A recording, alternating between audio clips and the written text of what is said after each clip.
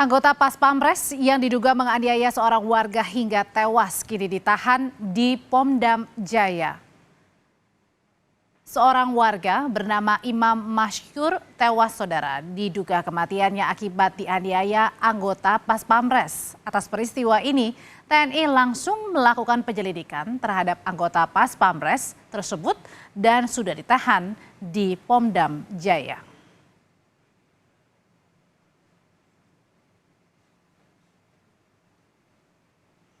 Panglima TNI Laksamana Yudo Margono telah merespons kasus ini. Panglima telah memerintahkan agar proses hukum atau kawal proses hukum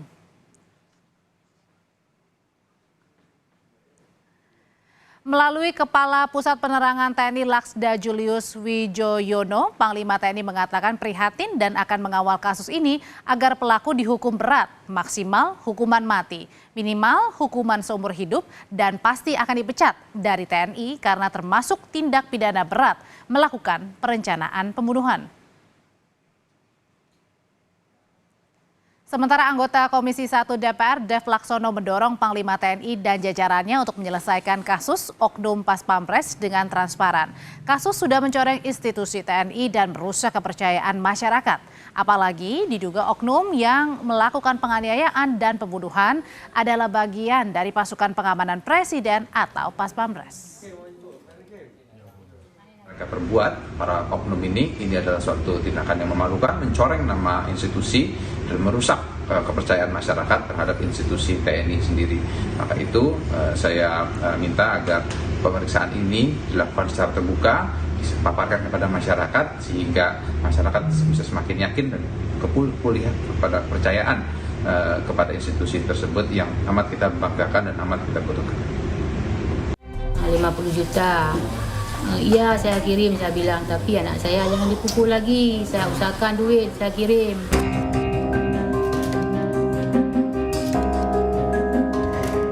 Siapa menyangka percakapan soal permintaan tebusan 50 juta rupiah jadi komunikasi terakhirnya bersama sang anak Imam Mashkur kala itu. Fauzia, ibu korban, kembali membeberkan sejumlah hal terkait sang anak yang diduga meninggal setelah dianiaya anggota Pas Pampres. Sebelum hilang kontak 12 Agustus lalu, korban Imam Mashkur sempat menelpon meminta dikirimkan uang 50 juta rupiah. Saat percakapan, ibu korban juga mendengar suara lain yang diduga sebagai penculik sang anak yang turut mengancam jika tak dikirimkan uang, nyawa korban Imam Mashkur terancam. Mama kirim duit, saya dipukul. Nggak tahan lagi, mama kirim duit 50 juta. Udah, habis itu beberapa menit kemudian gitu lagi. Saya bilang ada duit, minta ke orang-orang. Saya dipukul berat, cuma tinggal dikit lagi dia bilang. Saya nelpon anak saya si korban yang angkat tersangka. Dia bilang, ibu kok sayang ke anak kirim duit 50 juta. Iya, saya kirim, saya bilang, tapi anak saya jangan dipukul lagi. Saya usahakan duit, saya kirim. Dugaan tindak pidana anggota Pas Pampres yang menganiaya warga hingga tewas juga mendapat sorotan dari anggota DPD RI asal Aceh Sudirman yang meminta kasus ini diusut tuntas. Yang dianiaya dan dibunuh oleh oknum Pas Pampres. Nah, ini kita minta kepada pemerintah, kepada Presiden Jokowi sendiri untuk memberhentikan oknum tersebut dan untuk bagaimana melanjutkan kepada proses hukum. Di sini juga kita minta kepada Panglima, juga kepada Pangdam untuk menindaklanjuti masalah ini. Sementara melalui keterangan resminya, dan Pas Pampres Majen Rafael Granada Bay menuliskan kasus dugaan penganiayaan ini sedang diselidiki Pomdam Jaya. Dan anggota Pas Pampres yang diduga terlibat penganiayaan juga sudah ditahan. Sementara itu, keluarga korban yang berada di Biren Aceh berharap pelaku bisa mendapatkan hukuman yang setimpal. Tim Liputan, Kompas TV. Lebih lengkap soal kasus dugaan penganiayaan warga hingga tewas oleh anggota Pas Pampres, kita akan tanyakan ke jurnalis Kompas TV, Jona Hamonangan di Pomdam Jaya, Guntur, Jakarta Selatan. Jona, bagaimana dengan penanganan hukum terhadap anggota Pas Pampres yang diduga menganiaya warga hingga tewas?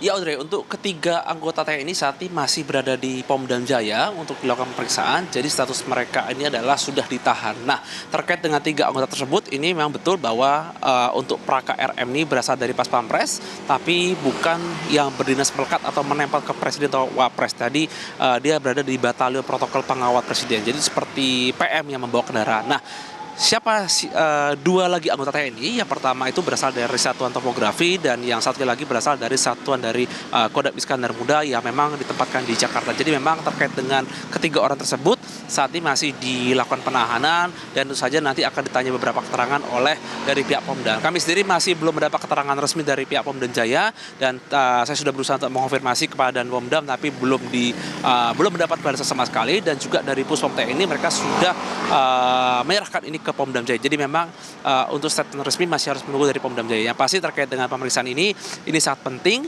apalagi kalau kita lihat Panglima TNI Laksamana Yudo Margono memiliki atensi langsung terhadap kasus ini dan beliau cukup prihatin dan berharap dihukum berat. Nah, bagaimana untuk hukuman berat? Jadi untuk di Tentara Nasional Indonesia untuk pidana berat seperti penganiayaan apalagi sampai menimbulkan kematian, ini hukuman beratnya bisa dihukum mati. Sedangkan untuk hukuman yang paling ringannya ini adalah di penjara seumur hidup. Tapi yang pasti sudah jelas statement dari Kapus PT ini bahwa tersangka ini tentu saja nanti dipecat dari institusi TNI. Terus kita berharap ada tindak tegas dari Puspom TNI ataupun dari Pomdam Jaya untuk bisa membuka kasus ini secara terang benderang dan juga bisa menunjukkan pada masyarakat terkait dengan bagaimana penegakan kasus ini, khususnya terhadap tiga orang yang melakukan penganiayaan terhadap seorang pemuda Aceh. Audrey? Jona, dari penyelidikan sementara apa yang diketahui sebenarnya apa peran dari anggota Pas Pampres ini? Apakah termasuk ya menganiaya hingga menyebabkan tewas seorang warga? Ya Audrey, memang terkait dengan bagaimana kejadian terjadi, memang infonya cukup simpang siur. Ada yang mengatakan bahwa si anggota TNI ini meminta uang tebusan sebesar 50 juta dikarenakan memang konon kabarnya korban ini merupakan penjual kosmetik. Namun memang terkait dengan bagaimana fakta sesungguhnya, ini memang masih menunggu statement resmi dari Pomdam Jaya. Tapi memang betul dikatakan bahwa dimintain uang sebesar 50 juta, di mana tentu saja uang ini sebagai ditanda kutip sebagai uang tebusan. Jadi bagaimana kronologi resminya, apakah betul bahwa korban ini merupakan penjual kosmetik ilegal atau tidak seperti yang diberitakan saja, ini masih menunggu statementnya. Pasti adalah ini motifnya adalah uang, tidak ada motif asmara ataupun motif yang lain. Jadi ini hanyalah motif menginginkan uang atau yang dinamakan seperti uang tebusan, kurang lebih begitu. Audrey? Dugaan sementara adalah korban dimintai uang tebusan, salah satunya dari anggota Pas Pampres. Terima kasih laporannya jurnalis Kompas TV, Jona Hamonangan.